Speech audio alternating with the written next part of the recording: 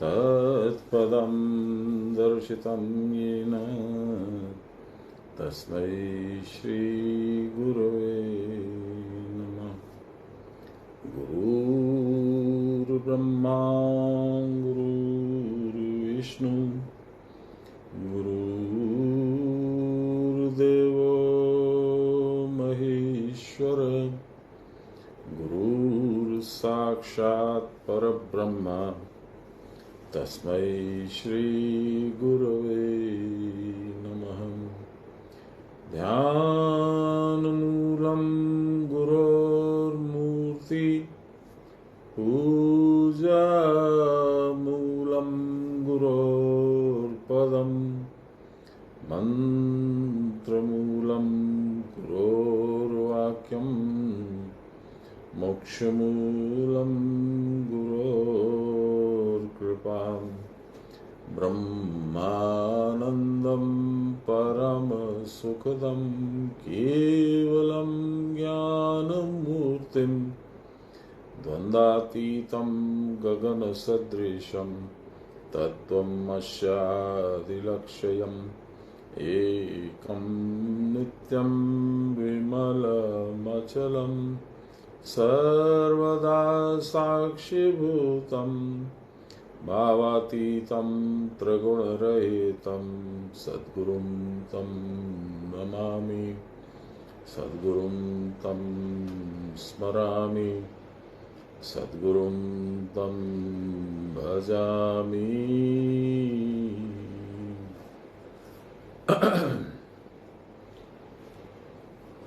कुछ ऐसे हालात हैं कि जिनकी वजह से बीच बीच में मुझे अभी कई दिनों तक आने जाना पड़ेगा धनबाद, तो उसके लिए मैं क्षमा प्रार्थी हूँ, क्योंकि व्यवधान तो पड़ता ही है और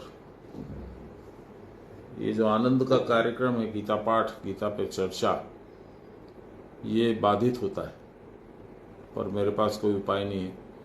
जय विधि राखे राम से ही विधि रहिए, सीताराम सीताराम सीताराम कहिए। तो मैं बाबा से यही प्रार्थना करूंगा कि कम से कम बनाए रखें, जितना हो सके उतना करवाते रहें, उन्हीं की मर्जी चलेगी। हम लोग नवम अध्याय राजविद्या राजगुह्य योग में हैं।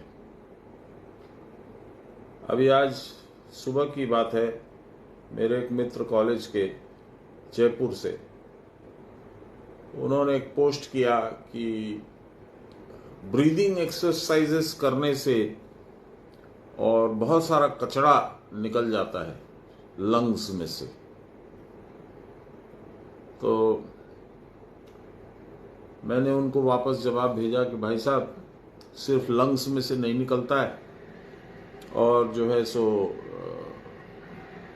चित्त बुद्धि अहंकार में से भी बहुत सारा कचरा निकलता है।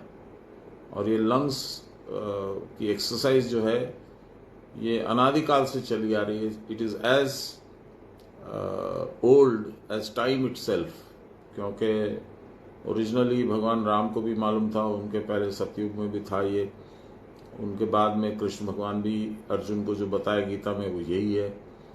और इस रिसर्च, उसने कहा था कि नई रिसर्च हुई है कि लंग्स में से कचरा निकलता है, तो मैंने कहा जो रिसर्च है वो नई नहीं है, अनादिकाल की रिसर्च है, पुरानी रिसर्च है, भगवान द्वारा बताई गई है। और चित्त बुद्धि अहंकार का भी कचरा निकलता है। अब वो किस पीरियड में लेंगे, समझेंगे कि नहीं, क्योंकि बहुत ज़्यादा समझाने का तो मुझे औचित्य नहीं समझ में आता है। आप लोग सुनते हैं, इच्छुक हैं, भक्त हैं, इसलिए आप लोगों को तो मैं चर्चा कर सकता हूँ, बता सकता हूँ, पर वो मेरा मित्र है इसलिए बुरा तो नहीं मानेगा, लेकिन समझ नहीं पाएगा बेचारा। तो आज के ये जो राजविद्या राजगुह्य योग है, इसका एक परिप्रेक्ष्य थोड़ा सा हम लोग डिस्कशन कर लें कि ये राजविद्या क्यों बोलते हैं इसको, और ये गुह्य क्यों है। गुह्य माने सीक्रेट। जिस श्लोक के द्वारा मुझे बाबा ने आदेश दिया था गीता पाठ करने का, मुझे नहीं मालूम था वो छोड़ छाड़ के जाने वाले हैं। मुझे लगा था कि अभी क्यों बोल रहे हैं, मुझे सब समझ नहीं आया, पर मालिक कबीरदास जी ने बहुत सुंदर बात बोली है, गुरु की बानी अटपटी। गुरु की जो बात होती है वो अटपटी लगती है, पता नहीं क्या बोल रहे, क्यों बोल रहे, आज इस बात को करने का क्या औचित्य है, ये सब लगता है। गुरु की बानी अटपटी और झटपट लखी न जाए, तुरंत समझ में भी नहीं आती है। जो जन झटपट लखीला हैं, जो तुरंत समझ लें, ताकि खटपट ही मिट जाए। उसकी जो जिंदगी में खटपट है वो खत्म हो जाएगी। तो गुरु महाराज ने अपनी एक श्लोक के द्वारा मुझे आदेश दिया था कि तू गीता पाठ करेगा। क्या था वो श्लोक? 18वें अध्याय का 68 नंबर श्लोक था। क्या था वो श्लोक? य इदं परमं गुह्यम, परमं गुह्यम, इसी से गुह्य, गुह्य माने सीक्रेट, और यहां भगवान 18वें अध्याय के 68वें श्लोक में बोल रहे परम गुह्य, डीप सीक्रेट। य इदं परमं गुह्यम मद भक्तेष्व विधास्यति, मेरे भक्तों को जो पढ़ के सुना देगा और समझा देगा। भक्तिमयी परमाम कृत्वा मामे वश्यति संशय, उसके अंदर मेरी परमा भक्ति का उदय होगा और वो मुझ में ही लीन हो जाएगा, इसमें कोई संशय नहीं। तो मैंने एक थोड़ा माहौल को लाइट करने के लिए एक हल्का सा जोक भी बोला कि बाबा आपने कहा है तो ऐसा ही हो। तो थोड़ा सा बोले कि मैंने कहा है, ये मेरी वाणी है, ये तो भगवान की वाणी है, ये तो होगा ही। उसी एक वह तो होगा ही, इस वाणी को लेकर के अमोघ मान करके और मैं सारी लड़ाइयाँ जिंदगी की लड़ता हूँ।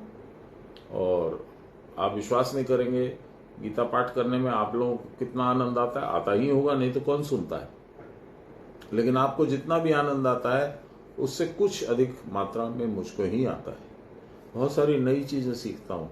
सान्याल महाशय की अद्भुत शैली में लिखा हुआ भगवत वाणी का की व्याख्या अद्भुत है, दुर्लभ भी है, नहीं मिलेगी कहीं। अब लाखों पुस्तकें खोज लीजिए, नहीं मिलेगा। मैं काफी पढ़ता था, बचपन से आदत हो गई थी। तो जो समर वेकेशन की छुट्टी होती थी उसमें 30, 32, 35 किताबें पढ़ जाता था। इतनी आदत थी मुझे किताबें पढ़ने की। पर जो आनंद आज आ रहा है, और बाबा ने क्या कहा, गीता छोड़ के कुछ पढ़ने की जरूरत नहीं। तो मुझे लगा थोड़ा सा ज्यादा कड़ा निर्देश नहीं दे रहे बाबा। बोले बाबा सारे शास्त्रों का निचोड़ कंसंट्रेट करके भगवान ने गीता में डाला है। अब ये तुम्हारी क्षमता पर निर्भर करता है कि तुम कितना अंदर डूब सकते हो। उसके कौन से तत्वों को तुम समझ सकते हो, ये तुम पे निर्भर करता है, तुम्हारे भाग्य पे निर्भर करता है, गुरु की तुम्हारे पर कृपा पे निर्भर करता है। तो मैंने कहा बाबा तो गुरु तो आप हैं, कृपा आप करेंगे तो हो जाएगी। बोले देखो बेटा, कृपा करने से नहीं होती। फिर उन्होंने कबीर का एक श्लोक मेरे ध्यान में आया, उन्होंने नहीं बोला, गुरु और नदियां एक सम, गुरु और नदियां एक सम, सब कहू को देख। नदी कभी नहीं कहती कि तुम मेरे से ये जल मत ले जाओ। गुरु कभी नहीं कहते कि मेरे पास मत आओ, मेरे से ज्ञान मत लो। गुरु और नदियां एक सम, सब काहू को देत। जिसका जैसा पात्र है उतना ही भर लेत। जितना बड़ा पात्र में आप आओगे जल भरने के लिए या ज्ञान लेने के लिए, उतना आपको मिल जाएगा, उतना लेके आप चले जाओ। तो मैंने कहा प्रभु ये तो बड़ा मुश्किल हो गया, मैं तो धनबाद रहता हूं, आप तो कलकत्ते रहते हैं। तब उन्होंने कहा कि कोई दिक्कत नहीं है, तुम जब गीता पाठ पढ़ोगे तुमको कोई असुविधा होगी तो तुम अपनी छोटी एक तो पॉकेट में डायरी रखते हो, उसमें नोट कर लेना कौन सा अध्याय, कौन सा श्लोक, कौन सी लाइन। फिर जब भी अपने लोग मिलेंगे तो मुझसे प्रश्न करना।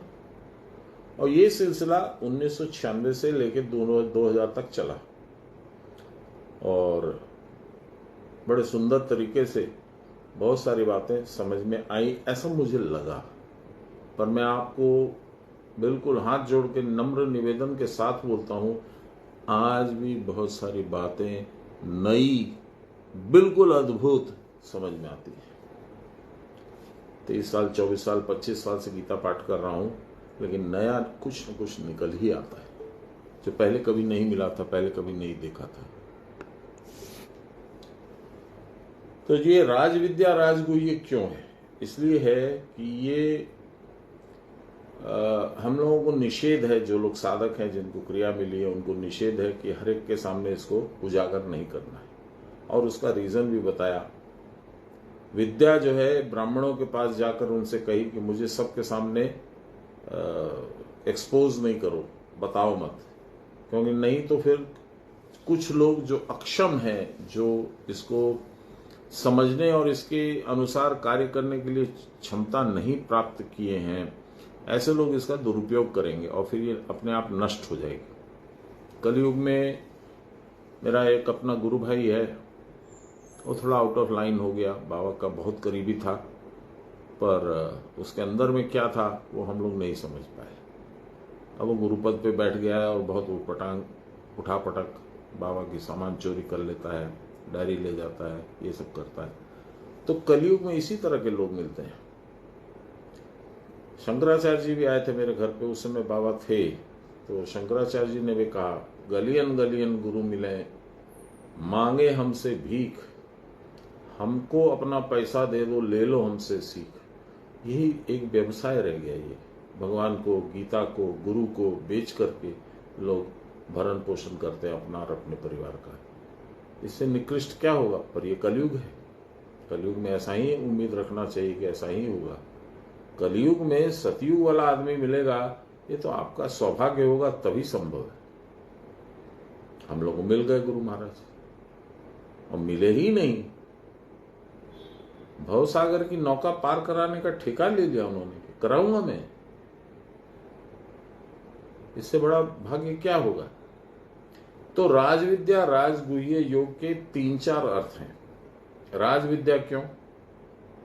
इस विद्या को पाने से तुम राजा हो जाओगे। कौन सा राजा?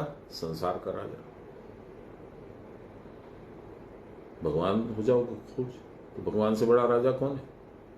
एक। दूसरा, सुखे न धारियेत, इसमें कोई कष्ट नहीं करना है, कहीं जंगल में नहीं जाना है, पहाड़ों पे नहीं जाना है, बर्फ, पानी, स्टॉर्म, तूफान, उसको कुछ नहीं करना है। तुमको अपने आराम से घर में बैठना है और जितना बताया जाए उतना करना है, राजा के जैसे, इसलिए राजविद्या। तीसरा, इस राजविद्या का मतलब मैं जो समझता हूं वो यह है, शंकराचार्य जी ने कहा, विद्या ही क्या? विद्या क्या है? व्हाट इज विद्या? ब्रह्मगति प्रदाया।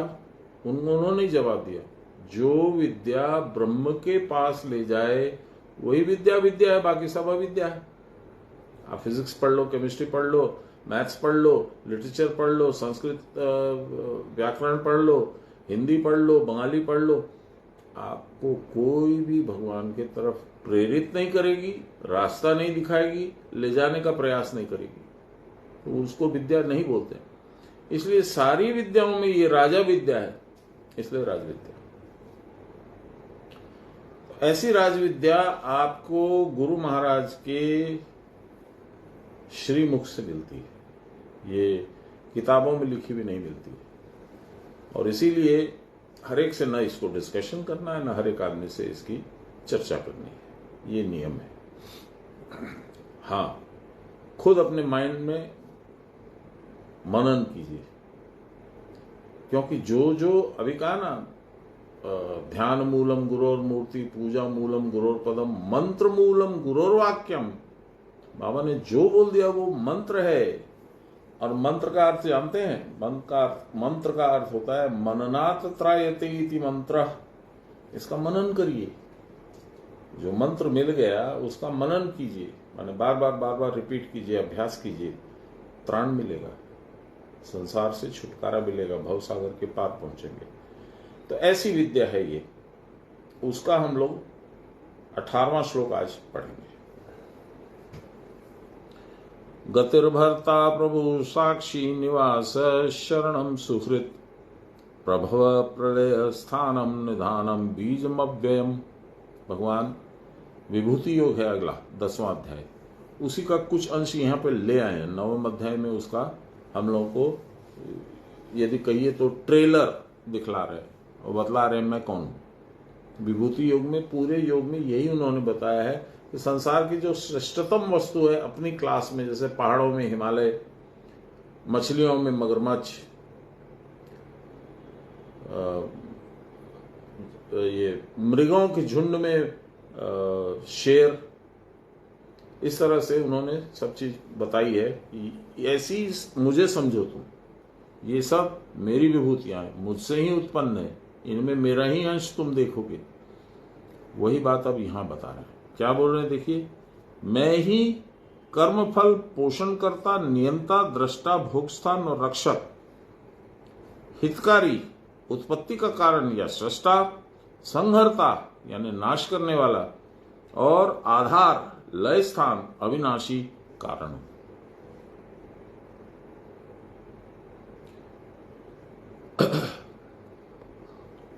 एक बाबा बहुत बोलते थे, हम लोग पूछते थे बाबा भगवान को कैसे जाना जा सकता है, कैसे हैं भगवान, क्या उनका पता है, क्या उनका विवरण है। तो बोलते थे भयानाम भयम भीषणम भीषणानाम गति प्राणिनाम पावनम पावनानाम। फिर से बोलता हूं, भयानाम भय भीषणम भीषणानाम गति प्राणिनाम पावनम पावनानाम। उसके आगे है लंबा, ये पहला पद है 4 लाइन का। भयानाम भय, जिससे हम भयभीत होते हैं उसको भय बोलते हैं। उस भय को जिससे भय लगता है वो है भगवान। जैसे मान लीजिए रावण है, या बहुत दुर्दांत कोई नेता है, नाम लेना उचित नहीं है, पर कोई दुर्दांत नेता है, लोगों को मरवा देता है, जेल करवा देता है, कुछ अत्याचार करता है, उसको भगवान से डर लगता है। भीषणम भीषणानाम, आप जानते हैं रावण भीषण था, विभीषण विगत हो गया, जिसका भीषण माने उसकी वो क्वालिटीज, भीषण क्वालिटीज खत्म हो गई थी। लेकिन राम से कौन डरता था? भीषण रावण, भीषणम भीषणानाम, रावण भीषण था, उसको भीषण लगते थे राम। मृत्यु रूप में आए हैं, काल रूप में आए। भगवान ने एकादश अध्याय में अर्जुन ने प्रश्न किया, महाराज आप हैं कौन? मैं तो आपका ये रूप देख के अचंभित हूं, मेरे मुंह से आवाज नहीं निकल रही है, गला सूख रहा है, लग रहा है कि तप रहा है मेरा शरीर, आप हैं कौन? तब भगवान ने कहा, कालो अस्मि, मैं काल हूं, कुल क्षय प्रवृत्तिताम, मैं यहां कुल क्षय करने की प्रवृत्ति किससे आप आया हूं। मैं निकाल तो नहीं, इसमें तो शायद नहीं मिलेगा, मिल जाएगा, हाँ है ना, 1 मिनट, बहुत सुंदर है, इसलिए मैं सोचता हूं उसको पढ़ ही दिया जाए।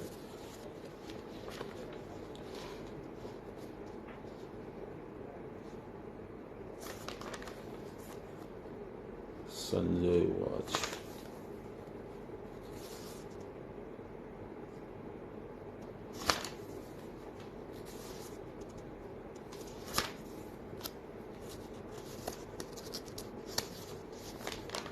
है लेकिन खोजने में समय ज़ाया हो जाएगा, मैं खोज के रखूंगा, जब 11वें अध्याय में आएंगे तो हम लोग पढ़ेंगे। भगवान ने कहा, मैं काल हूं, साक्षात काल हूं, और मैं पाप कर्मी को, अधर्मी को खाने के लिए आया हूं, क्षय करने के लिए आया हूं। बहुत सुंदर है वो श्लोक, खोजूंगा मैं, नहीं हुआ तो व्हाट्सएप पे तो एक बार भेज दूंगा आप लोगों को शाम को खोज के। तो यहां क्या कह रहे हैं, मैं गति हूं। गति 2 तरह की होती है, एक तो उस गति के अंत को गंतव्य कहते हैं, वो भी गति ही है, वहां जाना मतलब गति, और एक है रास्ता या आपका प्रयास। तो गति भगवान कहते हैं मैं ही गति हूं, मतलब अंत मेरा तुम्हारा, मेरा ही रूप है, मेरे में ही आके मिलोगे, ये एक गति हुई यानी गंतव्य। और एक गति है कि मेरे तरफ आने के अलावा तुम्हारे पास कोई रास्ता नहीं है, इसको भी गति ही बोलेंगे। कबीरदास जी ने कहा है ना, बहुत सुंदर भजन है, जाओ नुगुरी काया थारो, काई गुण गावा काई जस गावा। महल बनाया हंसा रे बानी पाया, रे हाँ रे। गादी गलीचा भर्या रे महल में, अरे हाँ हाँ रे। एक दिन जलेगा काया लकड़ी का संग में, अरे हाँ हाँ रे। गति क्या है? सांसारिक भौतिक गति है निमतल्ला घाट। वहां पहुंच के बाकी यात्रा तुम्हारी चालू है उसके बाद भी, लेकिन वो अदृश्य है बाकी लोगों के लिए। बाकी लोग तो यही देख रहे हैं कि बस आया था कहां से और कहां चला आया, खत्म हो गया। नहीं होता खत्म, वहां से उसकी नई यात्रा स्टार्ट हो जाती है। नया रूप, नया शरीर, नई जगह। लेकिन इन सारी गतियों के बाद, इस बारंबार जन्म मरण के बाद अंतिम गति क्या है? भगवान। एक बार रावण ने प्रण किया कि अब भगवान को प्रसिद्ध करने के लिए, माने उनको प्रसन्न करने के लिए मेरे पास कोई उपाय नहीं है, तो वो अपना गला काट के चढ़ाने लगा। 9-10 गले थे उसको, आपको मालूम है, दशानन। तो पार्वती जी देख रही थी, शिव जी भी देख रहे थे। पार्वती जी बोली, अरे वो अपने आप को खत्म कर देगा, आप क्या कर रहे हो, जाओ। शिव जी नहीं जा रहे थे। 9वां गला काट गया, तब पार्वती जी थोड़ा सा जोर से बोली, नाथ क्या कर रहे हो, जाओ, वो तो मार लेगा अपने आप को। अब वो 10वां जब गला काटने के लिए उसने अपना वो उठाया, चंद्रहास नामक खड़ग, तो भगवान हाजिर हो गए। हाजिर होकर वो खड़ग रुक गया और गला उसका बच गया। दूसरे ही मोमेंट उसके बाकी 9 सिर उसके लग गए वापस। तो रावण ने फिर स्तुति करी भगवान की। विद्वान तो था ही, ऋषि पुत्र था। भगवान खुश हुए, बोले मांगो, क्या मांगते हो? तो रावण ने बोला, मुझे कोई मांगना नहीं, कुछ नहीं मांगना प्रभु। बोले क्यों? अब देखिए, बहुत सुंदर बात है। बोला, मैंने जिंदगी में भौतिकता ही गंतव्य और भौतिकता ही रास्ता ऐसा माना है। यानी संसार में जो कुछ है वही पाना, यही जिंदगी का लक्ष्य है। भौतिकता ही गंतव्य, लक्ष्य। भौतिकता ही रास्ता भी है। संसार में जो भी है, खाओ पियो मौज करो, आगे बढ़ो। पर आपको देख करके मैंने पाया इस भौतिकता के परे कितना सुख है। मुझे कुछ नहीं चाहिए प्रभु। शिव जी बोले कि देखो, तुमने बहुत प्रयास करके मुझे बुलाया, तुम्हारी जो भी इच्छा है मुझसे मांगना तो तुमको पड़ेगा और मुझे देना पड़ेगा। तब बहुत सुंदर बात बोला उसने। बोला, प्रभु यदि देना ही है तो आपके चरणों में अमोघ भक्ति दे दीजिए मुझे, बाकी तो सब आपका दिया हुआ है ही मेरे पास। कभी कभी सुना गया है, मैं ठीक नहीं जानता हूं। मैं एक किस्सा जानता हूं। मेरी मां गई थी भागलपुर तिवारी बाबा से मिलने। बहुत भक्त थी, बहुत पूजा पाठ वाली थी, नियम कायदा कानून आचरण सब उनका बहुत उच्चतम क्वालिटी का था। उनके माता पिता माने मेरे नाना नानी ने बहुत अच्छे संस्कार दिए थे। तो तिवारी बाबा उनकी प्रसन्न हो गए। अहेतु की कृपा जिसको बोलते हैं, महामार प्रणाम में बिना कारण अकारण, ऐसा हम लोग समझते हैं। और वो तो देख रहे हैं कौन कैसा है, अंदर में कैसा है वो उनको पता है। तो उन्होंने कहा, माँ जी आपको कुछ इच्छा है? मां समझी नहीं। देखिए, मां बोली, बाबा कोई इच्छा तो नहीं है। कुछ भी? हाँ बाबा, केदारनाथ बद्रीनाथ जाने का मन है, पर मेरे पैर में बहुत दर्द रहता है, तो आप यदि कृपा करें तो मैं दर्शन कराऊं। तो बाबा ने मनोरमा देवी को आदेश किया, मनोरमा कैलकेरिया फॉक्स 200 ले आ। इतनी छोटी सी पतली एक होम्योपैथी की दवाई थी, उसमें ग्लोब्यूल्स थे छोटे छोटे, सारे एक जैसे ही दिखते हैं।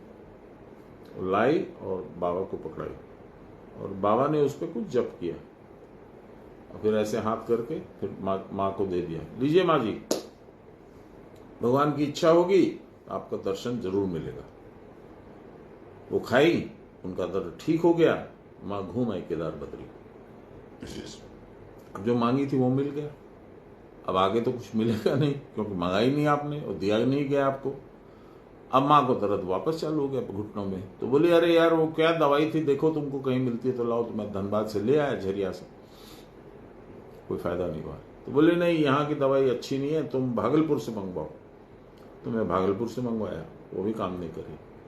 तो माँ को ज्ञान आया, पहले से ही था, अरे मैंने तो ये मांगा था ना बाबा से, इसलिए उन्होंने कृपा करी। अब तो ये दर्द मेरा भोग है, भोगना ही पड़ेगा। फिर उन्होंने कुछ बोला नहीं। ये एक किस्सा। दूसरा एक किस्सा है, किसी मेरे ही रिश्तेदार को तिवारी बाबा ने ही कहा था, तुम्हारी कुछ इच्छा है, कुछ चाहते हो बनना? जी बाबा, क्या बनना चाहते हो बोलो। नहीं, कुछ बनना है ऐसा नहीं बोला, ये गलत बोल रहा हूं मैं। तुम्हारी कुछ इच्छा है? जी बाबा। क्या? बाबा मैं अपने पिताजी से भी बड़ा बिजनेसमैन होना चाहता हूं। बाबा रो दिए, आंसू आ गए। आज तुमको क्या मिल सकता था और तुमने क्या मांग लिया? तुमको भगवत स्वरूपता मिल सकती थी, परावस्था मिल सकती थी, तुम कहां पहुंच सकते थे और कहां फंस गए। तो ये समझने की आवश्यकता है। हम लोगों की किसी की भी उम्र कम नहीं हो रही है।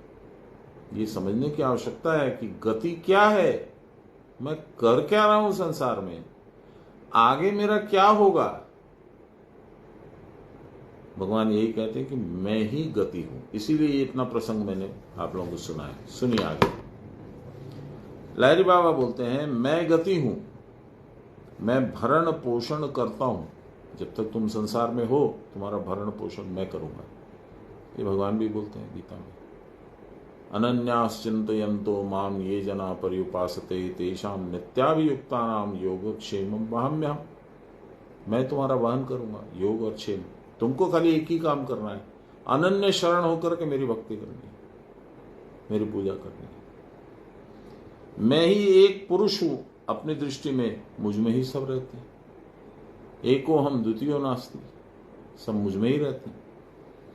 सबके स्मरण योग्य हूं मैं, अर्थात सबको मेरा स्मरण करना उचित है। सुंदर देह होने पर ही प्रकाश मुझसे ही सब प्रकृष्ट रूप से हो रहा है, अर्थात उत्पत्ति मेरे मन से और उससे ही लय भली भांति निधानम। सबके विशेष रूप से स्थिति स्वरूप में रहने की जगह सविशेष उत्पत्ति स्थान अर्थात बीज ब्रह्म है, उसका नाश नहीं होता। ये सारे भगवान के क्वालिटीज, यदि आप इंग्लिश में कहो तो। अब सान्याल बाबा बोलते हैं, जीव जो कुछ शुभ अशुभ कर्म करता है उसके अनुसार उसकी गति होती है। वह प्रत्येक कर्म के कर्मफल के रूप में रहकर जीव की शुभ अशुभ गति का विधान कर रहे हैं। कौन? भगवान स्वयं।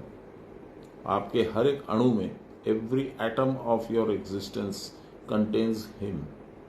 इसीलिए उनको गॉड पार्टिकल बोला जाता है। He is the core of all the atoms in the entire universe. I am talking science. I am talking of what we know as scientific people, engineer, science stream का student. इसलिए बोल रहा हूं क्योंकि मैंने ये अनुभव किया है। वही भरण पोषण करता है, ये मैंने बताया। जीव के अपने अपने कर्मों के द्वारा कर्मफल उत्पन्न होकर फिर उसी कर्म करने वाले जीव के अदृष्ट रूप में संयुक्त होता है। क्या सुंदर व्यवस्था है भगवान की। देखिए आप, मैंने जैसा कर्म किया उसके फल के रूप से मुझे वापस जन्म लेना पड़ा कि अभी भोग नहीं बाकी है, और ये भोग का निर्धारण करते हैं, ग्रह नक्षत्र घूमते हैं वो फिक्स कर देते हैं कि अब ये ग्रह यहाँ पे जाएगा तब इसको ऐसा होगा, ये यहाँ से यहाँ जाएगा तब इसको ऐसा होगा, ये यहाँ से यहाँ जाएगा तो इसकी मृत्यु हो जाएगी, अंत हो जाएगा। ये कौन फिक्स करता है? ग्रह नक्षत्र। वो कैसे फिक्स करते हैं? भाग्य बन के। भाग्य कैसे बनते हैं? ग्रह नक्षत्रों द्वारा निर्धारित होता है।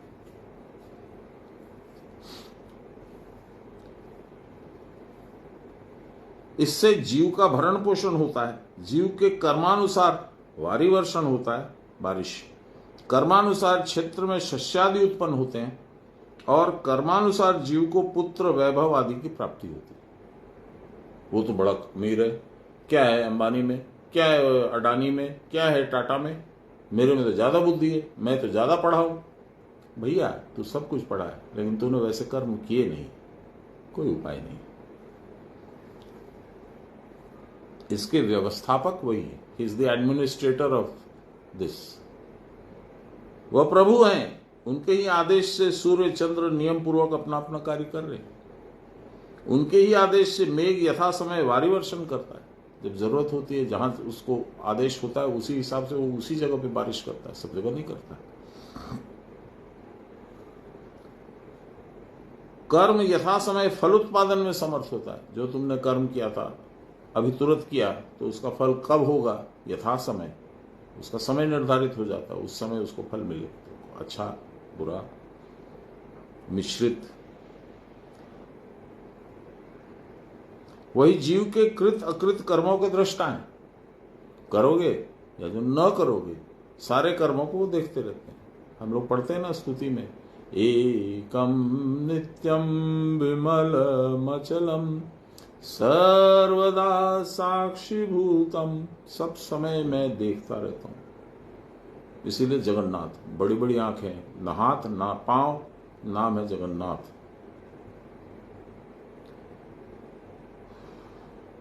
वही जीव के कृत अकृत कर्मों के दृष्टा है, उसको देखते। देह के बिना कर्म फल का भोग होता नहीं।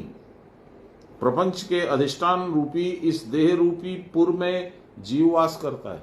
ये जो आपको मिला है शरीर, इस शरीर के ऊपर में ही कर्म अपना ड्रामा खेलता है। जैसा आपने कर्म किया था उसके अनुरूप वैसा शरीर मिलेगा।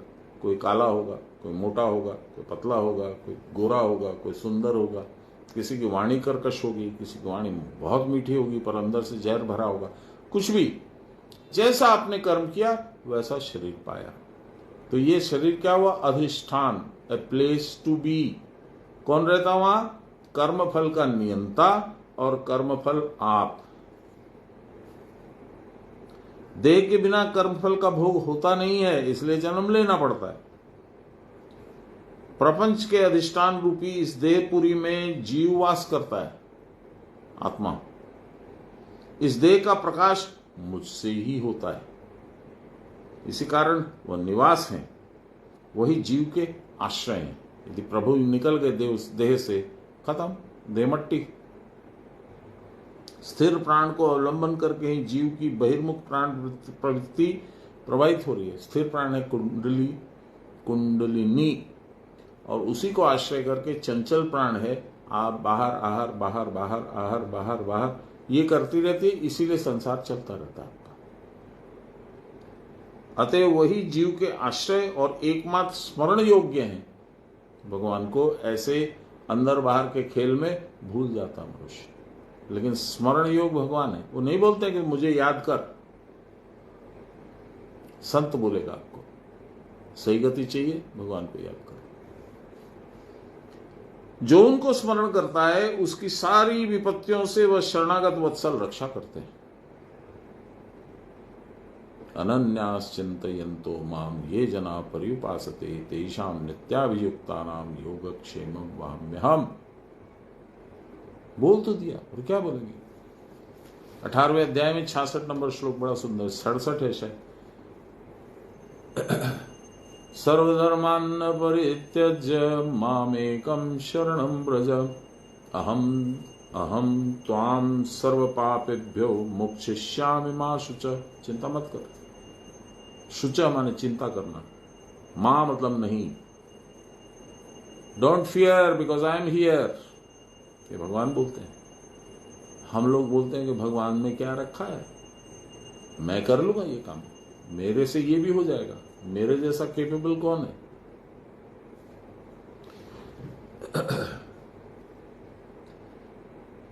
जो उनको स्मरण करता है उसकी सारी विपत्तियों से वह शरणागत वत्सल रक्षा करते हैं।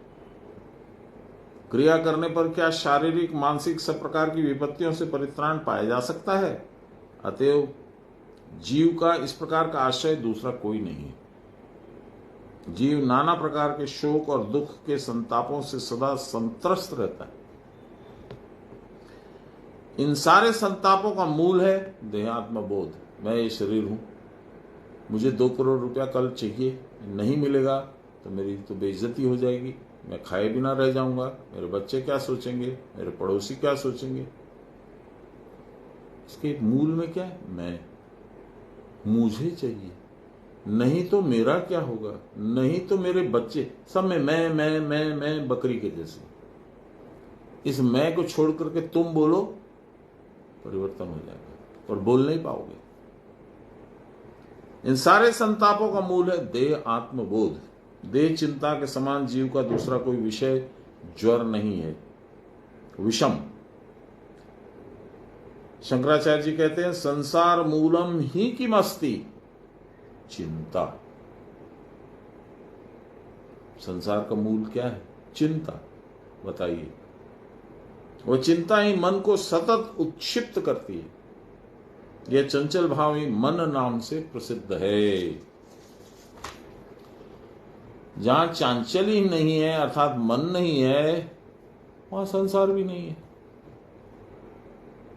चिर स्थिर आत्मा इसी कारण जीव की एकमात्र गति है। जो साधक प्राणपण से चेष्टा करते प्राणायाम आदि योग क्रिया द्वारा मन की चंचलता के निवारण करने में समर्थ होते हैं, वही अपने परमाश्रय का संधान पाते हैं। इसको जरा समझिए, इंपॉर्टेंट है, खाली शब्द नहीं है। यह वह चाबी है जिसको आप यूज करिएगा तो सुंदर गति होगी। क्या बोल रहे हैं सुनिए। चिर स्थिर आत्मा जीव की एकमात्र गति है। तुमको तुम्हारे देह से ऊपर उठ करके कुटस्थ में जाकर के आत्मा के साथ साक्षात्कार करना, यही तुम्हारी गति है, यही तुम्हारा डेस्टिनेशन है। जो साधक प्राणपण से चेष्टा करके प्राणायाम आदि योग क्रिया द्वारा योग क्रिया के द्वारा मन की चंचलता के निवारण, मन की चंचलता क्यों होती है? क्योंकि प्राण चंचल है। प्राण को शांत करने का क्या उपाय है? आप लोग को फिर से याद करा देता हूं। भगवान बोलते हैं विधिवत प्राण संयामेर नाड़ी चक्र विशोधते। विधिवत, विधि माने गुरुमुख से सुनी गई जो तकनीक है, उस तकनीक के अनुसार यही है विधि। विधिवत प्राण संयामेर, इससे प्राण का संयम करो। अब वो संयम क्या है वो गुरु ने आपको समझा दिया, मैं ओपन प्लेटफॉर्म पर नहीं बोल सकता। विधिवत प्राण संयामेर नाड़ी चक्र विशोधते। नाड़ी जो चक्र है शरीर में पीछे में, उनका शोधन होता है। उनमें जहां जहां ब्लॉक्स वगैरह हैं, कहीं कफ तेल पित्त इत्यादि जो है वो साफ होते हैं। बहुत टाइनी है, चूल के हजारों अंश की जैसी नसें हैं वो, इड़ा पिंगला सुषुम्ना। उसमें एक बूंद से का हजारों अंश भी चला जाएगा तो ब्लॉक हो जाएंगे। तो विधिवत प्राण संयामेर नाड़ी चक्र विशोधते। नाड़ी चक्र का शोधन हो जाता है, क्लियरेंस, क्लीनिंग, स्प्रिंग क्लीनिंग बोलते हैं ना, दिवाली पे हम लोग कभी कभी क्लीनिंग करते हैं। तब क्या होगा? सुषुम्ना चक्र का शोधन हो गया, तब क्या होगा? सुषुम्ना बदनम भित्वा सुखे दुषति मारुता। तब सुषुम्ना का मुंह खुल जाएगा।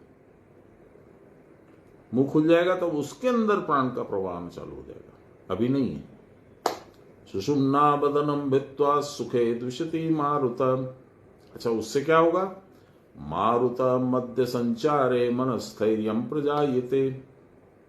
मारुत यानी प्राण जब मध्य मार्ग में यानी सुषुम्ना में प्रवाहित होने लगेगा तब मन में स्थिरता आ जाएगी। यानी मन जो अपने में स्वयं में आत्मा का एक विकार रूप है वह आत्मा में मिलकर के आत्मा का हिस्सा हो जाएगा। यही है मन का स्थैर्य।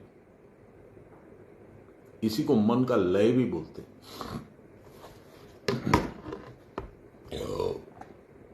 फिर से पढ़ता हूं। जो साधक प्राणपण से चेष्टा करके प्राणायाम आदि योग क्रिया के द्वारा मन की चंचलता का निवारण करने में समर्थ हो जाते हैं, एवरीबडी इज नॉट केपेबल। वो समझते हैं कि मैं बहुत होशियार हूं, मेरे गुरुजी ने तो बोल दिया, पर वो तो प्रैक्टिकल नहीं थे ना, वो तो सन्यासी थे। वो क्या जानते हैं मेरे को ये काम है वो काम है, ऑफिस जाना है, बिजनेस करना है, ये करना वो करना। घर में बैठने से साधन करने से थोड़ी होगा। ये हम लोग समझते हैं कि हम लोग कितने इंटेलिजेंट हैं। इसीलिए कहते हैं चंचलता के निवारण करने में जो समर्थ होते हैं वही अपने परम आश्रय का संधान पाते हैं। परम आश्रय क्या है? परम आश्रय, आश्रय में शेल्टर। परम क्या है? जो भगवान है। भगवान से बड़ा शेल्टर कौन है? रावण नहीं का। आप ही मेरे गंतव्य हैं।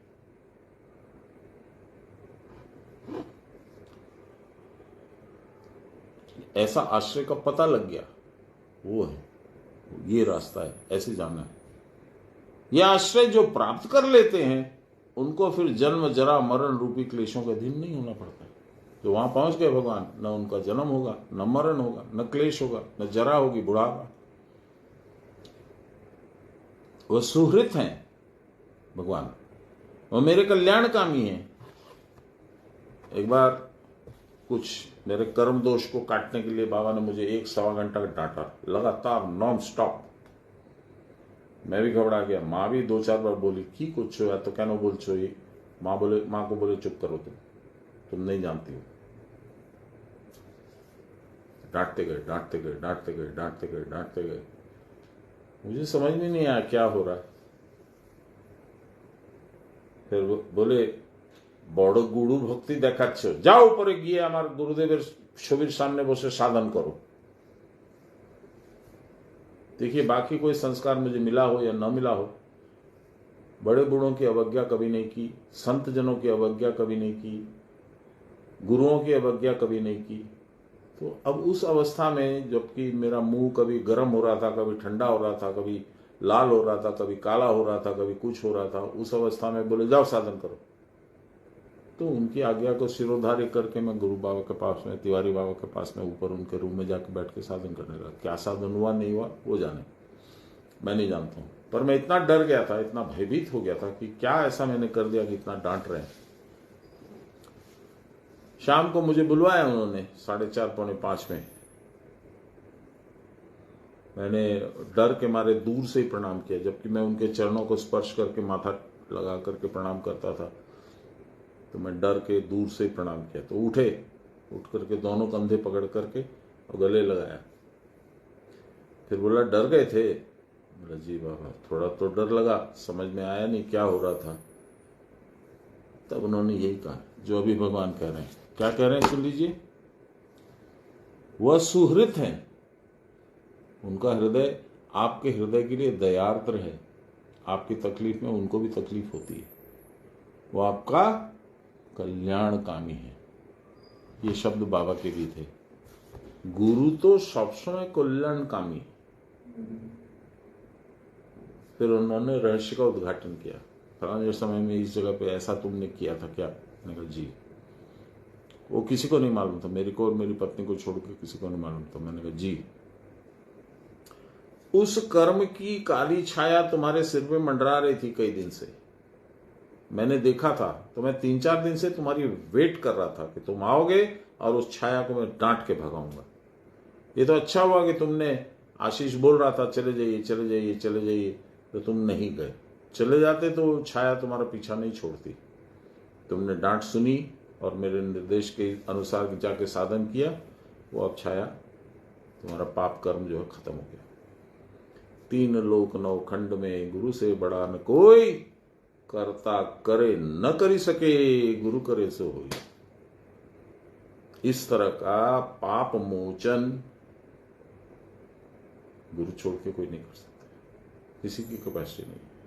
ब्रह्मा विष्णु महेश्वर करेंगे नहीं, दूसरे किसी की क्षमता नहीं है।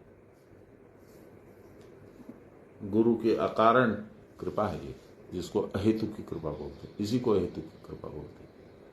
फिर उन्होंने गेट खोला और गुरु माँ को आवाज दी, ओ सुनचो एक तो प्रसाद किछु दाओ मिष्टी। तो प्रसाद आया, फिर मुझे दिए, लेखा। ऐसा गुरु मिलना संभव नहीं। आजकल कलयुग की वजह से दुर्लभ है। वह सुहृत है, मेरे कल्याणकामी है, मेरे न चाहने पर भी जो मुझको चाहते हैं, मेरे न पुकारने पर भी जो मेरे पास आते हैं। संसार के धूल खेल में अंधा होकर उन्नत भाव से हम दिन यापन कर रहे हैं।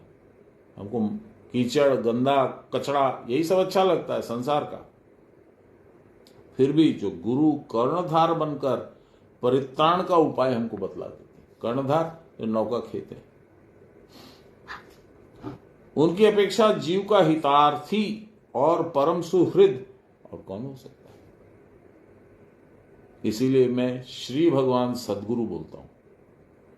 शुरू में पहले खाली बाबा बोलता था, मुझे मालूम नहीं था इतनी डेप्थ है इनके प्रेजेंस में, इनकी थिंकिंग में, इनके व्यक्तित्व में और इनके महिमा में। तो बाबा सफिशिएंट था। फिर प्रभु बोलने लगा, फिर सदगुरु भगवान श्री गुरु बोलने लगा। लोग समझते हैं कि थोड़ा पागल टाइप है ये, बाबा बाबा बाबा बाबा दिन भर करता है, क्या होगा इससे? रोटी तो खुद कमानी होगी तब ना आएगी। जी नहीं, जी नहीं। बाबा की इच्छा होगी तो रोटी क्या, भंडार लग जाएगा। चलिए, जो गुरु कर्णधार बनकर परित्राण का उपाय हमको बतला देते हैं, उनकी अपेक्षा जीव का हितार्थी और परम सुहृद और कौन हो सकता है। सृष्टि स्थिति प्रलय के कर्ता वही है। प्रलय के बाद भी जीव समूह सूक्ष्म बीज रूप में उन्हीं में अवस्थान करता है। समाधि काल की निश्चल स्थिति भी उन्हीं में होती है। क्रिया की परावस्था रूप भी उन्हीं की है। समाधि भंग के बाद जीव की जब फिर संसार प्रवृत्ति लौट आती है, उस उत्पत्ति का स्थान और सर्वजीव सर्वभाव का बीज स्वरूप वही है। उस ब्रह्म रूपी बीज का कभी नाश नहीं हो सकता।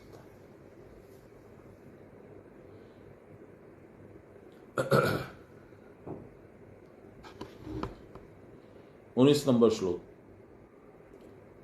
तपाम्यहमः वर्षं निगृह्णात् मृत्यु सृजामि च अमृतं चैव मृत्युश्च सदसच्चाहम अर्जुन।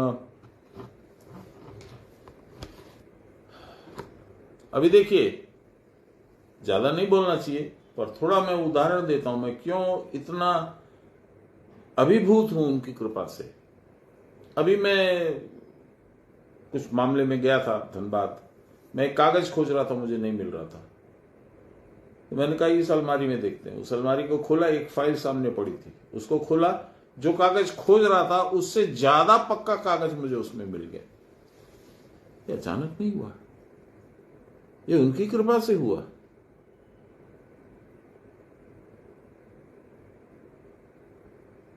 कितने एग्जाम्पल दूं मैंने तो किताब ही लिख दी है, close encounters with the living God.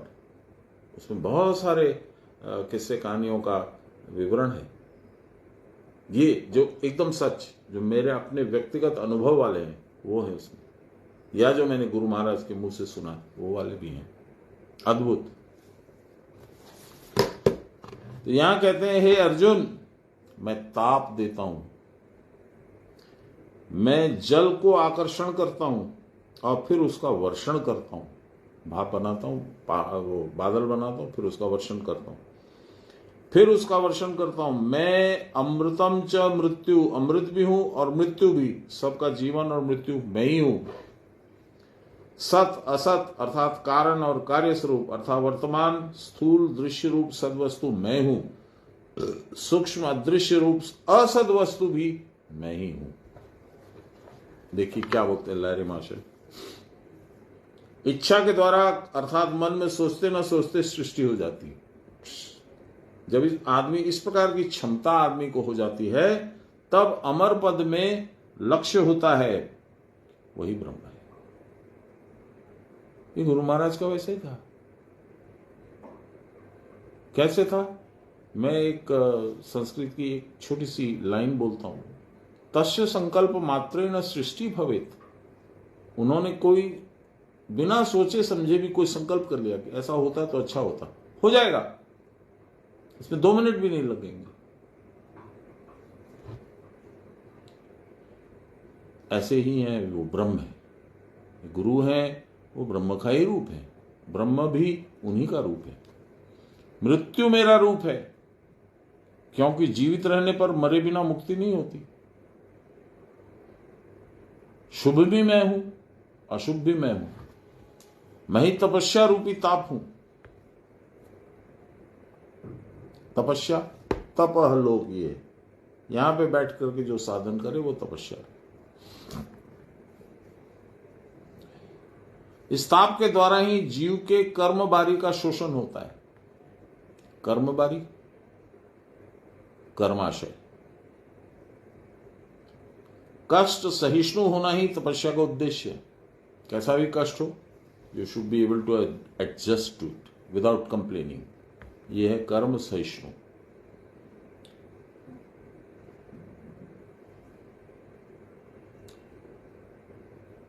तपो न परम प्राणायामात ततो विशुद्धिर्मलानाम दीप्तिश्च ज्ञान शेति। प्राणायाम की अपेक्षा श्रेष्ठ तपस्या कोई दूसरी नहीं है। प्राणायाम में यह शोषण कार्य होता है। मन बहुधा विक्षिप्त होकर विषयों में दौड़ धूप करता है। मलयुक्त मन का यही कार्य है। मल माने संसार आसक्ति, तो मलयुक्त माने संसार आसक्त युक्त मन। प्राणायाम के द्वारा इस मल की विशुद्धि होती है, ये छट जाता है। जैसे शावर करते हो तो रात का पसीना, दुर्गंध, गंदगी सब साफ हो जाती है। उसी तरह से प्राणायाम करोगे तो संसार आसक्ति गायब हो जाएगी, धुल जाएगी।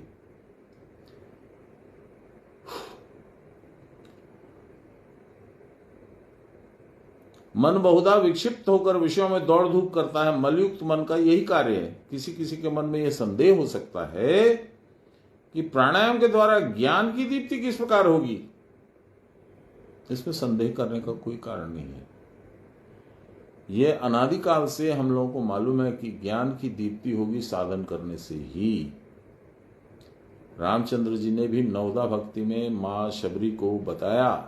क्या बताया? मंत्र जाप कर दृढ़ विश्वासा, मंत्र सोही जो वेद प्रकाशा। वेद माने ज्ञान। तेरे को गुरु ने तेरा मंत्र दे दिया। मंत्र जाप, उसका जाप कर, जो भी क्रिया बताइए वो कर दृढ़ विश्वास के साथ। मंत्र जाप कर दृढ़ विश्वासा, मंत्र सोही, वही मंत्र है जो वेद प्रकाशा, ज्ञान की उज्जवल ज्योति तुम्हारे हृदय में, तुम्हारे मस्तिष्क में जला देगा। वही है मंत्र। तो ये प्रश्न है कि प्राणायाम के द्वारा ज्ञान की दीप्ति किस प्रकार होगी। इसका जवाब दे रहे हैं बाबा, अज्ञान का नाश हुए बिना क्या ज्ञान होगा। अंधेरा नहीं हटेगा तो प्रकाश कहां से होगा। अच्छा, अज्ञान है क्या वस्तु? अनात्म वस्तु में आत्मबोध, यानी देह का मैं ज्ञान। देह तो आत्मा नहीं है, मेरी भी नहीं है, लेकिन मैं इसको मेरी मेरी करके सारी जिंदगी निकल जाता हूं। तो अनात्म वस्तु जो मेरी है नहीं, उस वस्तु में आत्मज्ञान, ये मेरी है, यही अज्ञान है।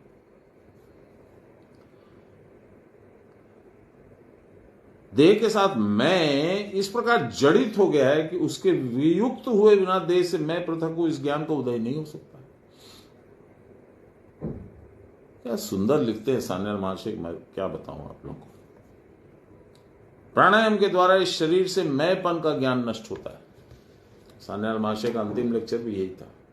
पौर, पौर माने देह, दूसरा, पौर माने दूसरा, देह। পরের সঙ্গে না বসিয়া নিজের সঙ্গে বসুন। নিজ মানে আত্মা, নিজ মানে কুটস্থ। পরের কথা না বলিয়া নিজের কথা বলুন।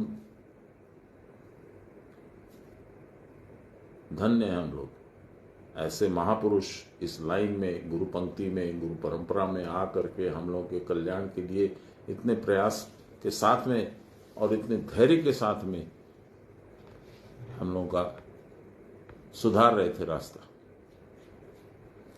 थे बोलना गलत होगा, सुधार रहे हैं।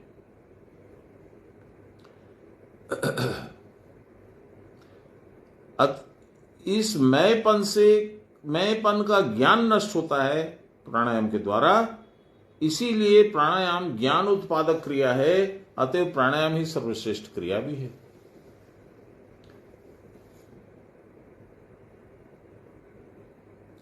तपस्या भी भगवान का ही रूप है। इस प्राणायाम रूपी तपस्या के ताप से अज्ञान रूपी बारी शुष्क हो जाता है। बारी माने नाला, बारी माने स्रोत पानी का। यही निगृह्यामी है तथा क्रिया की परावस्था रूप शांति वारी वर्षण होने लगता है। अद्भुत। यही उत्सृज्यामी है, उस अवस्था का भोग करते करते साधक का अमृत पद में लक्ष्य हो जाता है। अमिताभ बच्चन एक तो गुजरात गवर्नमेंट का टूरिज्म का एडवर्टाइजमेंट करते थे, अब तो शायद नहीं करते हैं। कुछ दिन तो गुजारिए हमारे गुजरात में, यही टैगलाइन है। मैं गुरु महाराज की पंक्तियों, चरण पंक्ति में निवेदन करते हुए आपसे कहता हूं, कुछ दिन तो गुजारिए हमारे गुरुधाम में, देखिए ये सब होगा। साधन करने के लिए जाइएगा तो, टूरिस्ट बन के जाइएगा तो कुछ नहीं होगा। सही है।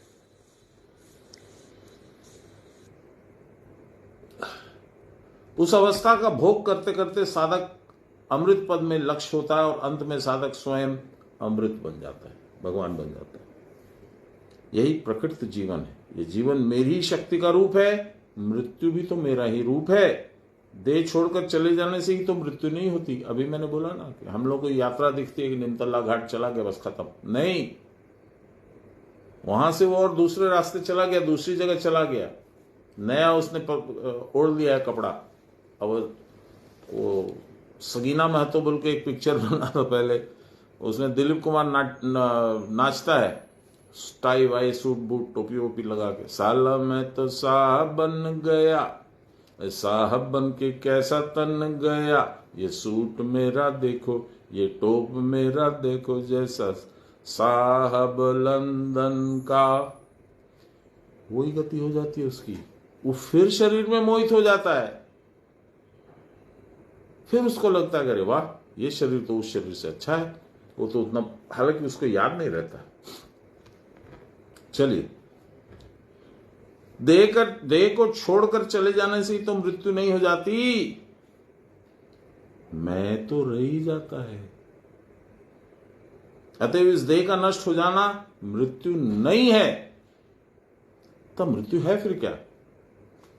यस्य पुनर्न जन्म, इसका फिर से जन्म न हो, वही मृत्यु है। जिसका फिर जन्म नहीं होता, जिसकी पुनरावृत्ति नहीं होती, जीते जी भी इस प्रकार की मृत्यु हो सकती है। बाबा लोग के यही था, जीव उन्मुक्त बोलते हैं इसको। यही क्रिया की परावस्था। यह मैं जब क्रिया करके आत्मस्थ हो जाता है, तब अपने को सत्व स्वरूप में समझ सकता है। वही शुभ मैं हूं।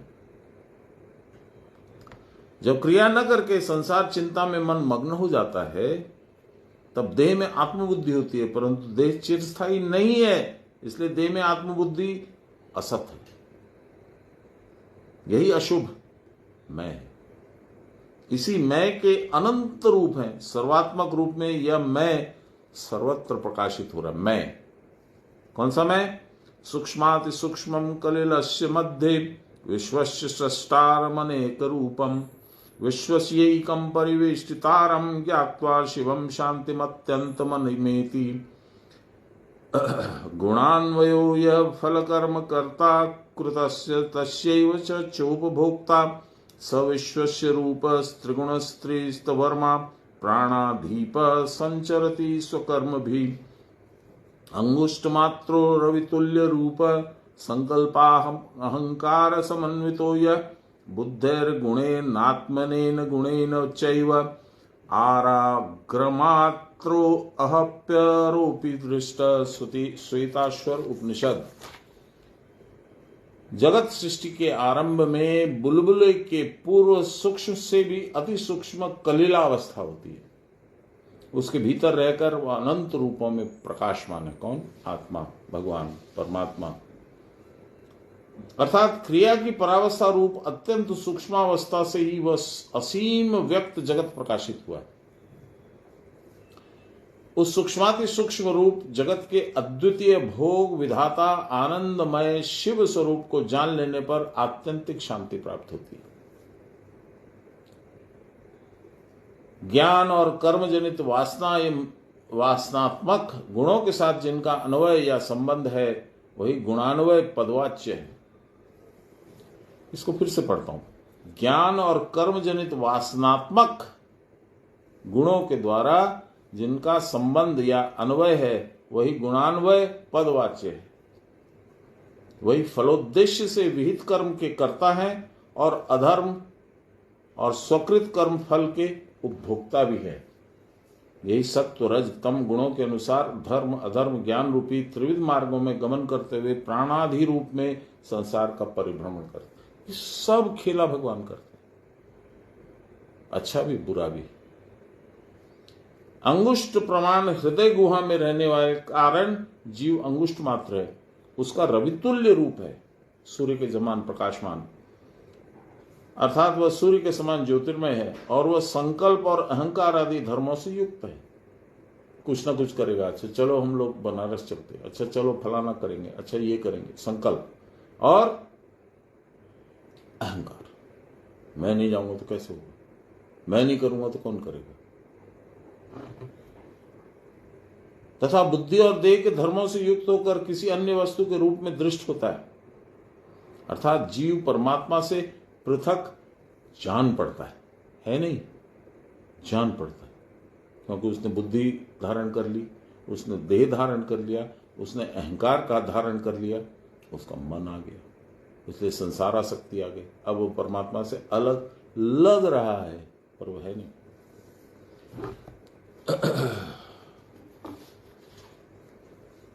हम लोग इसको आज यहीं समाप्त करते हैं। समय शायद हो गया क्या जी, समय से 5 मिनट ऊपर ही हो गया।